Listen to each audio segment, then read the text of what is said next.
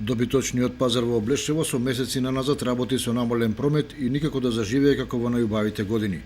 По забраната за работа, кога се појави болеста јазлеста кожа, следуваше период на поларен студ, што се сметаше за основна причина за намалениот интерес на трговците. Проблемот да биде уште поголем придонесе политичката криза во државата, која сточарите и трговците ја сметаат за главен виновник, што и по затоплувањето поголем дел од пазарот останува празен, без добиток, сточари и без трговци. Откупот не функционира и нема најава кога ќе мрдне од мртва точка. Како последица на сето тоа, вториот пазарен ден во март, цените на јагнињата и јарињата паднаа за 10 до 20 денари под просечните.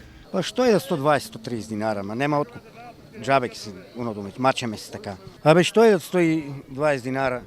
Зорле, жива мера. Денеска само неколку сточари продаваа јагниња по цена од 120 до 130 денари за килограм жива мера и јариња по цена од 100 до 110 денари за килограм жива мера. Иако цените се ниски, заинтересирани купувачи има малку па поголем дел од овој добиток сточарите си го враќаат дома.